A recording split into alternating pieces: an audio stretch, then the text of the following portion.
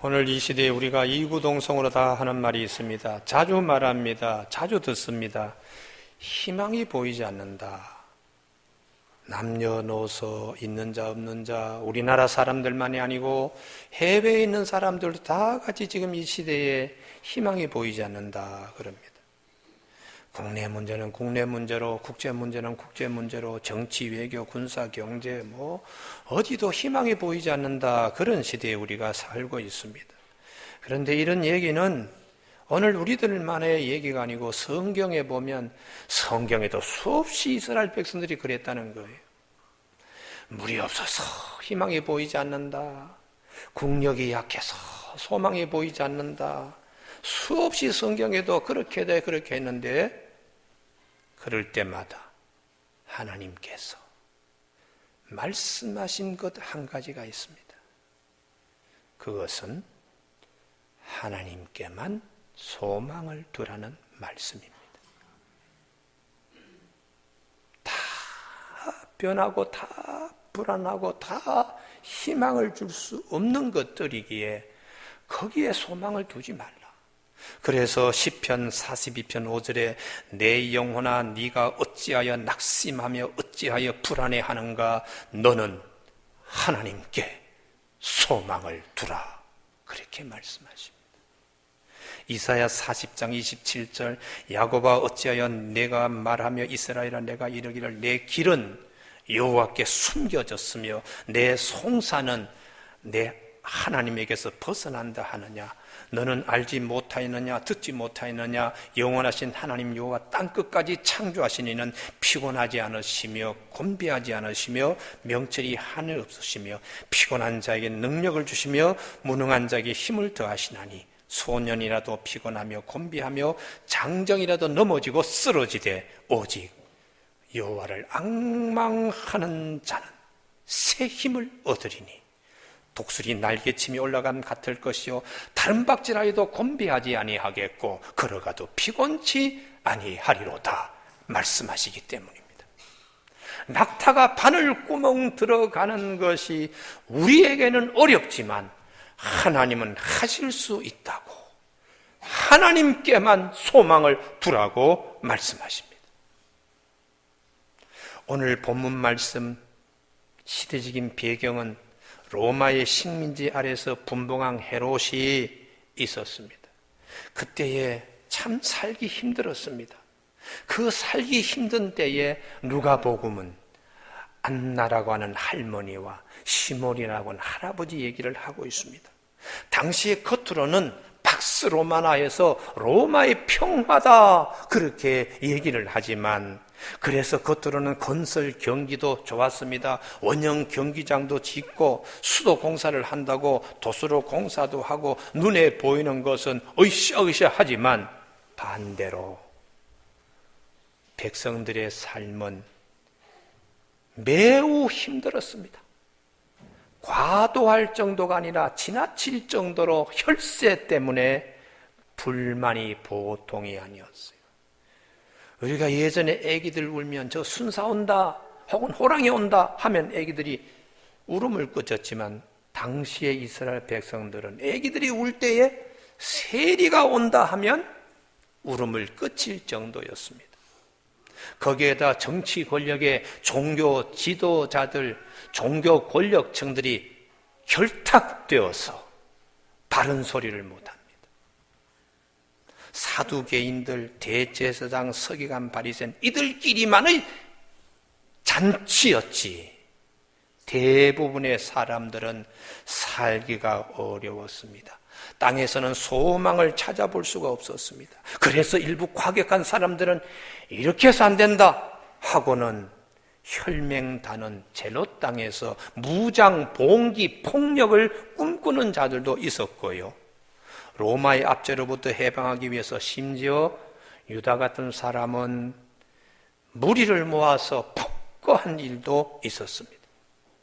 그러나 대부분의 사람들은 힘든 삶 가운데도 한 가지, 메시아가 오셔야지, 그분이 오셔야지, 이런 소망을 가지고 있었는데, 그 중에 오늘 본문에 나타나는 안나라고 하는 할머니, 그리고 본문 앞에 있는 시몬이라는 할아버지에 대하여 하나님은 하나님의 말씀으로 우리에게 들려주고 있습니다.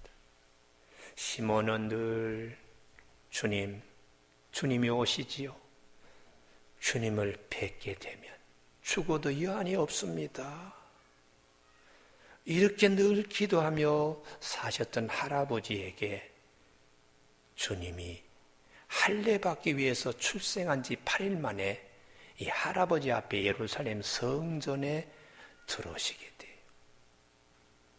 주제여 이제는 말씀하신 대로 종을 평안히 놓아주시는도다. 내 눈이 주의 구원을 보았습니다.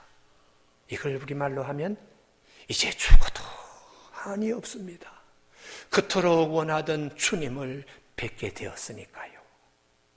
그리고 다른 한 분, 할머니 한 분이 계시는데 안나입니다.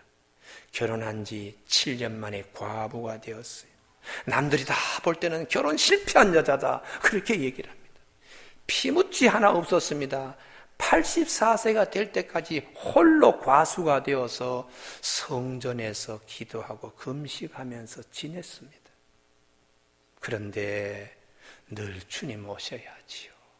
그러던 할머니에게 아기 예수님이 성전에서 이 할머니가 아기 예수님 뵙게 돼요. 이 말씀을 통해서 하나님이 우리에게 들려주시는 말씀이 무엇인가? 소망, 기다림, 거룩한 기다림, 거룩한 소망, 절대로 하나님께서 외면치 아니하신다는 말씀입니다. 37장 하반절에 성전을 떠나지 아니하여 주야로 금식하며 기도함으로 섬겨더니, 한마디로 압축하면 비록 나이는 많고 비록 혼자 되어 있고 아무것도 없지만 이분은, 이 할머니는 소망을 지니고 계신다는 거예요. 하나님 앞에서 공통적으로 쓰임받는 사람의 특징이 있습니다. 창세기부터 요한계시록 이르기까지 하나님이 함께 하시고 하나님이 쓰시는 사람의 공통점은 그들에게는 거룩한 기다림이 있는 사람입니다. 거룩한 소망을 다 간직하는 사람들이에요.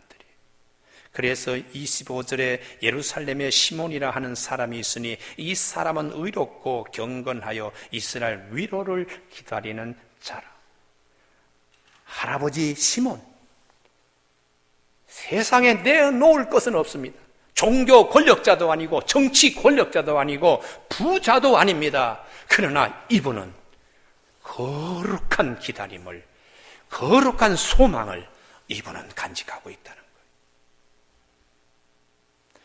우리가 잘 아는 예수님께서 오셔서 첫 번째 기적은 가나의 혼인잔치에서 물을 포도주로 바뀐 사건인데, 거기에 유일하게 쓰임받는 그릇은 돌 항아리입니다. 우리가 그래서 돌 항아리를 주목해야 됩니다.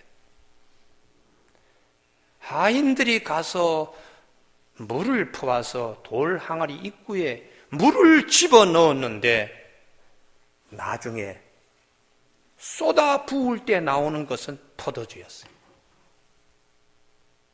우리가 집어넣은 물은 쏟아서 부어질 때는 포도주로 바뀌었어.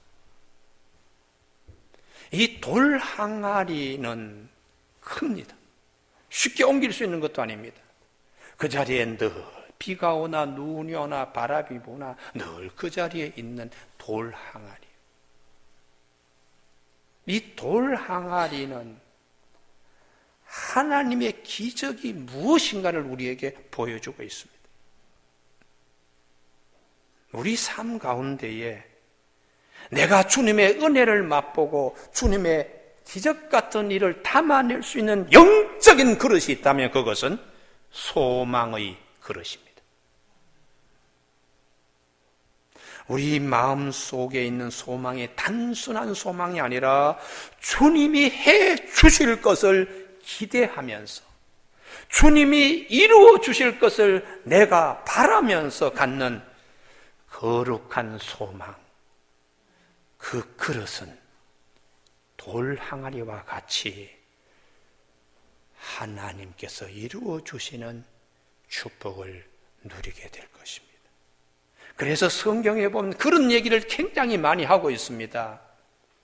엘리야의 경우에 사라밧 과부의 집에서도 그런 얘기합니다. 그날 마지막 음식 먹고 아들과 함께 죽을 생각을 했는데 하나님이 엘리야를 보내가지고 밀가루 조금 남아있는 그릇, 기름 조금 남아있는 병 매일매일 채워지게 하나님이 하셨어요.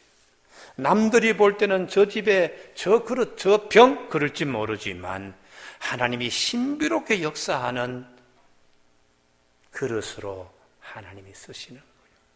이 가정이 3년 6개월 동안에 다른 가정은 기근과 힘든 가운데 있지만 이 가정은 신비한 것을 체험하기 때문에 눈에 보이는 밀가루 통과 기름병보다 이분들의 심령 속에 있는 영적 그릇을 하나님은 만들어주시고 영적 그릇을 통하여 삶 속에 경험되어질 수 있도록 하나님이 해주셨습니다.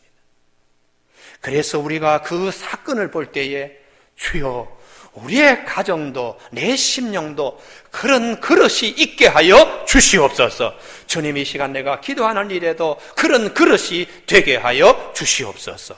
그렇게 우리가 본문을 바르게 읽기 바르게 우리가 독해해야 합니다. 시편 107편 9절에 사모하는 영혼에게 만족을 주시며 줄인 영혼에게 좋은 것으로 채워주신다고 말씀하셨어요.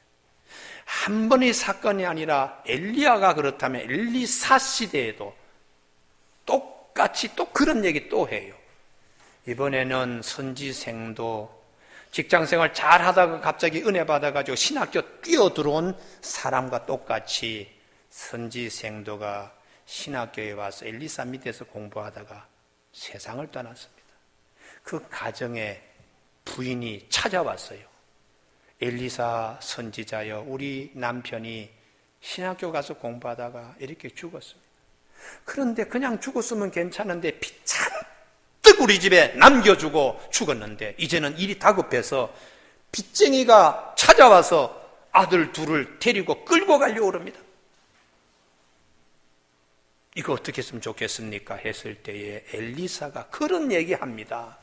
부인이여, 그대 집에 무엇이 있느냐? 기름 조금 담겨있는 그릇 외에는 아무것도 없습니다.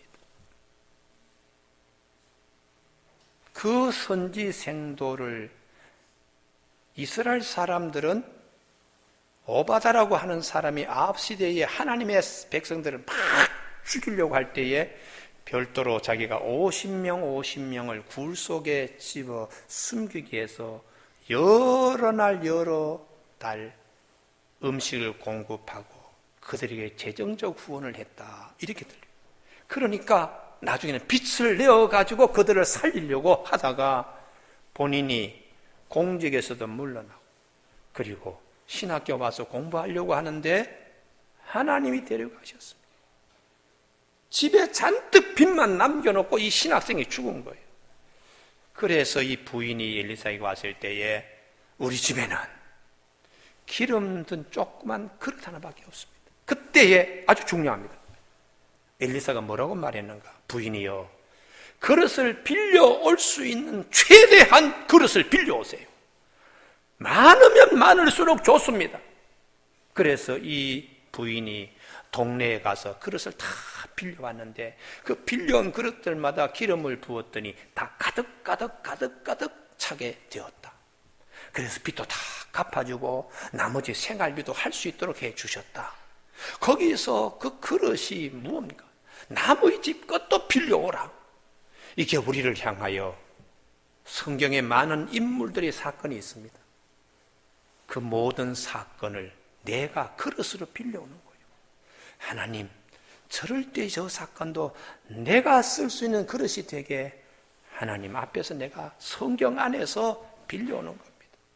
그래서 나중에 보면 내가 그렇게 기도하고 내가 그렇게 소망하던 성경 안에 있는 사건이 내 삶 속에 그대로 이루어지는 간증이 있습니다. 할렐루야. 이게 하나님의 말씀이 살아있다는 것이에요.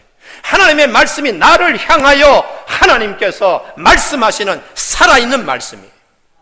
그래서 우리가 하나님의 말씀을 보고 내 영이 삽니다. 그리고 내 영이 새로워집니다. 내 삶이 영이 바뀌면 삶도 바뀝니다. 그래서 주의 말씀을 붙들고 우리가 하나님 말씀대로 되네요, 이렇게 간증하는 겁니다. 성경 안에 많은 사건들이 우리에게 소망의 그릇이 되게 말씀하세요. 여호와의 인자하심과 인생에 행하신 기적으로 말미암아 그를 찬송할지로다. 그가 사모하는 영혼을 만족 주시고 줄인 영혼에게 좋은 것을 채워주신다고 말씀합니다. 그런데 이 할머니, 안나라고 하는 이 할머니가 어떻게 기다렸나? 그냥 감나무 아래에서 꽃감이 떨어지도록 기다린 것이 아닙니다. 성경은 영적으로 기다리는 것이 무엇인가? 복된 기다림은 무엇인가? 37절에 성전을 떠나지 아니하고 주야로 금식하며 기도함으로 섬기더니, 힘들고 어려워도 기도에 불을 끄지 않고 기도의 심지를 놓지 않고 주님 오시기를 기다렸습니다. 그래서 이 누가복음은 기도와 성령과 기도를 굉장히 밀접하게 말씀하세요. 마태복음이나 마가복음에 보면 구하라, 찾아라, 문을 두드리라. 그러면 자식이 떡을 달라 그러는데 뭐 돌을 줄 자 누가 있으며 생선을 달라 그러는데 뱀을 줄 자 누가 있는가? 하물며 악한 아비라 자식에게 좋은 것을 줄 알거든 하물며 하늘에 계신 아버지께서 좋은 것을 주시지 않겠느냐 그랬는데 누가복음은 성령을 주시지 않겠느냐 이렇게 말씀해요. 기도 가운데 성령과 기도. 그래서 이 시몬도 25절에 보면 의롭고 경건한 이스라엘 위로를 기다리는 자 성령이 그 위에 계시더라. 늘 기도하면서 하나님 메시아를 뵐 수 있게 해주시옵소서. 늘 기도하는 사람 위에 성령이 늘 함께 하시고 위로하시는 거예요. 로마의 압제 현장 속에서 많이 볼 수 있는 것이 다 상처받을 일이에요. 그때마다 주여 주님이 오셔야지요, 이렇게 기도하는 기도의 등불을 끄지 않고 기도의 심지를 놓지 않고 있는 이 시몬요, 성령의 위로를 받고 소망 중에 거한 믿음 가운데 있는 분입니다.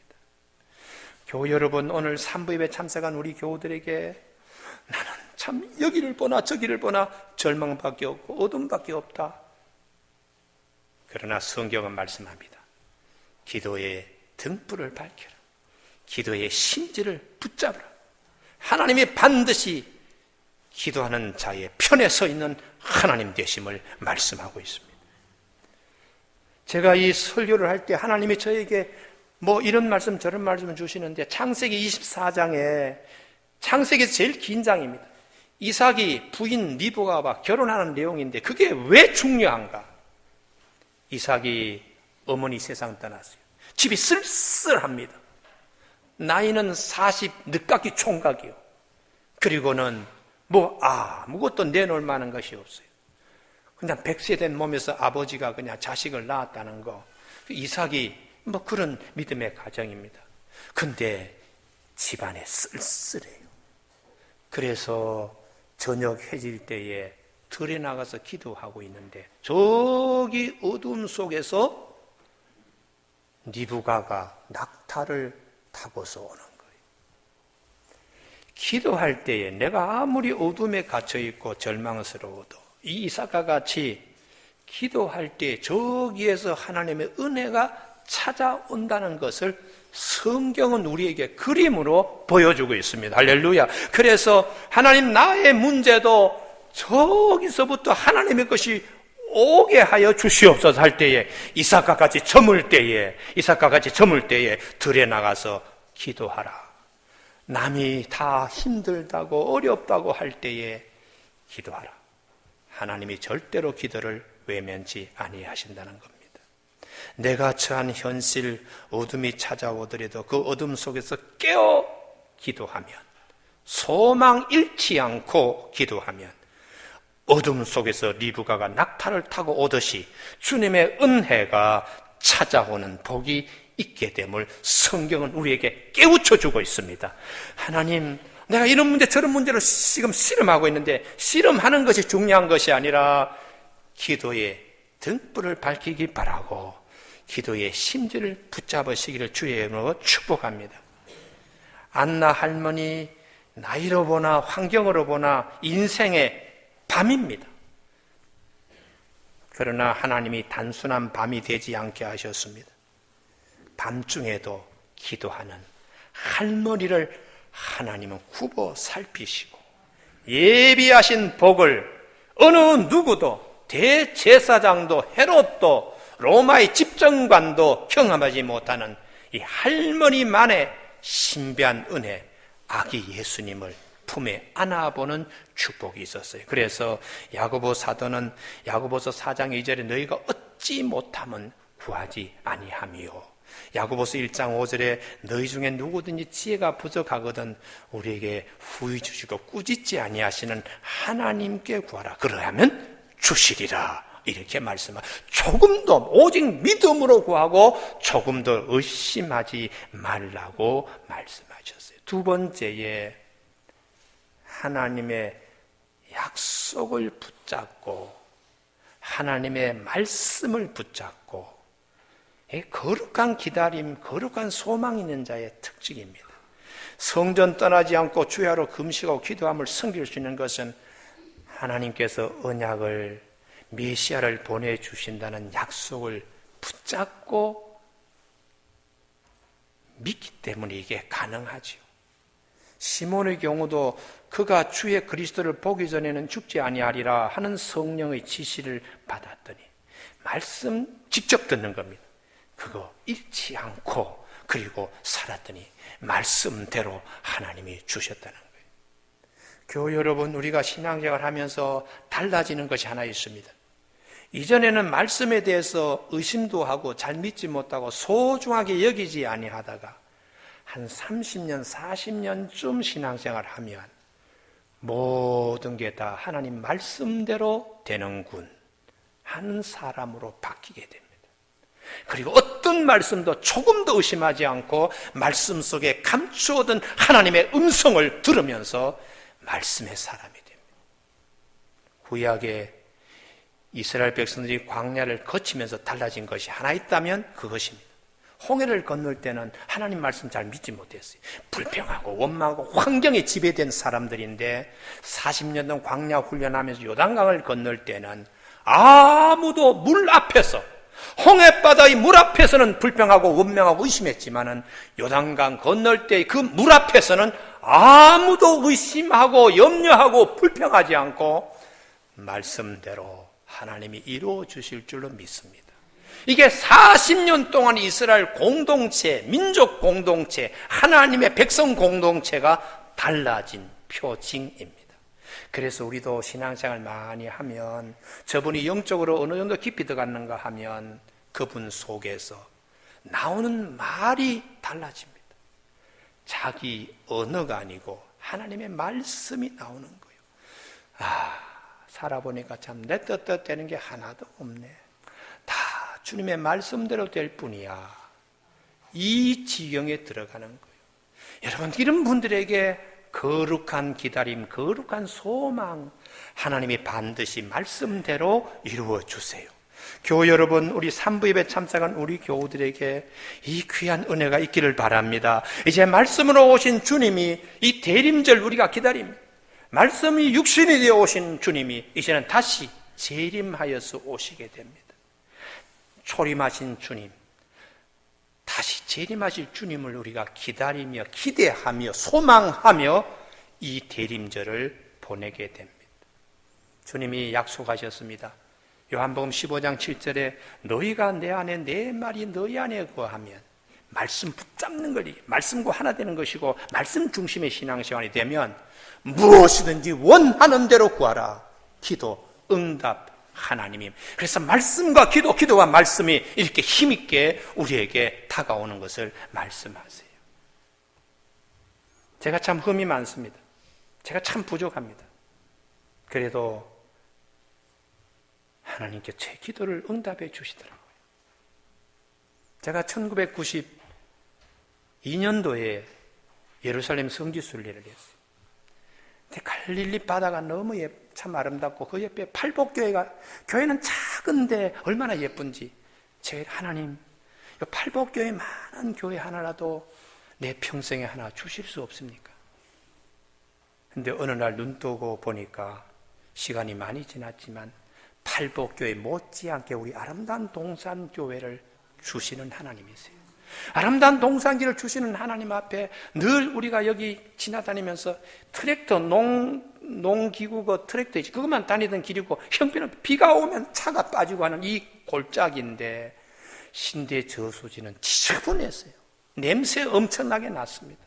그리고 저 수원 지역에 거기에 볼인장 하나가 있었는데, 극장 단호극장이라고 있는데 그 옆에 아모레 패시픽, 저 태평양 화장품, 그 정도 나가야 이제 길이 제대로 아스팔트가 있는 동네인데 늘 신대 저수지를 다니면서 하나님 아버지, 갈릴리 바다와 같이 깨끗한 호수가 되게 하여 주옵시고 우리 아름다운 동산교 하나의 1번지 마을의 1번지 교회가 되게 하여 주시옵소서 하고 기도하고 했더니 눈 떠보니까 어느 날 갑자기 이렇게 신도시가 이렇게 생기고 우리나라 호수 가운데 최고의 아름다운 호수로 지난해에 우리 신대 저수지가 선정이 되었어요.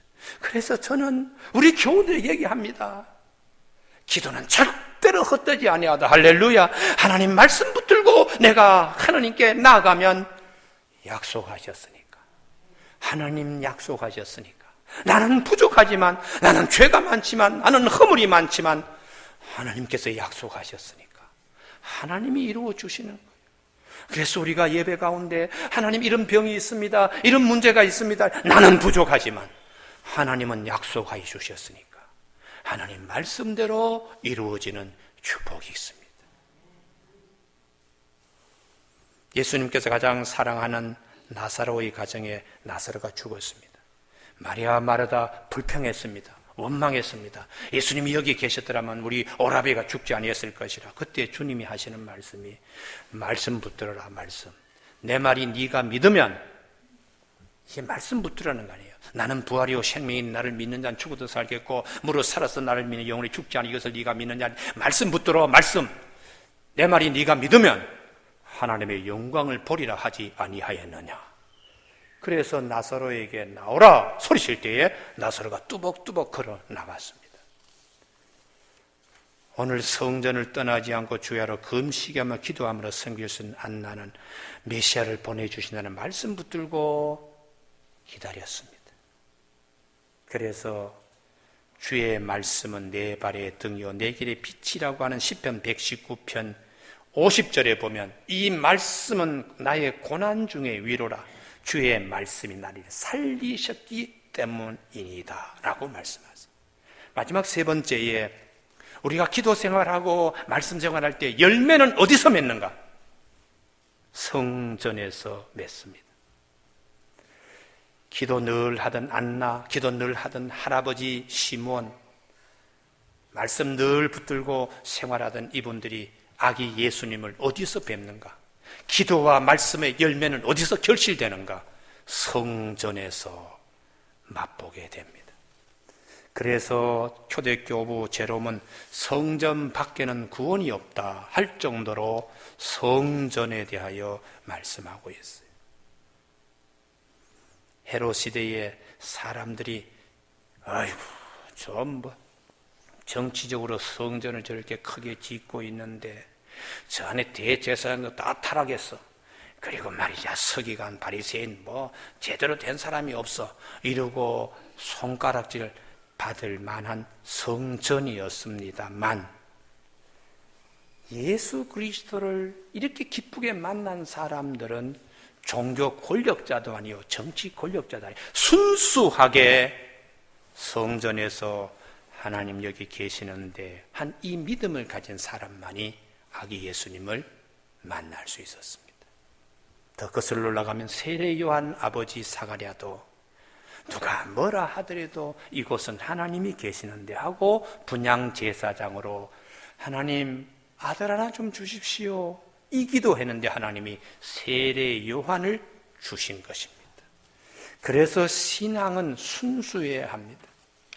남들이 이러쿵저러쿵 다 그건 필요 없는 얘기고 나와 하나님과의 관계니까 내가 기도하고 내가 말씀 붙들고 신앙생활의 결실은 순수한 신앙, 성소 중심의 신앙, 하나님이 그로 하여금 결실 맺게 하세요. 그래서 시편 65편 4절 주께서 택하시고 가까이 오게 하사 주의 뜰에 살게 하신 사람은 복이 있나이다. 우리가 주의 집고 주의 성전의 아름다움으로 만족하리이다. 이렇게 말씀합니다. 한국교회 이제 내년에 종교개혁 500주년이 될 때에 순수한 신앙, 순수한 복음, 순수한 우리 믿음의 조상들의 신앙으로 돌아가야 합니다. 한국교회에 여러 가지 부정적 요소가 많습니다. 그러나 이제는 순수한 신앙, 하나님만 바라보는 교회로 돌아가야 합니다. 대림절 기간에 기도, 말씀, 성전 중심, 이 귀한 핵심 단어를 가지고 우리의 영성이 깊어지는 우리 모두가 되기를 주님의 이름으로 축복합니다. 기도하시겠습니다.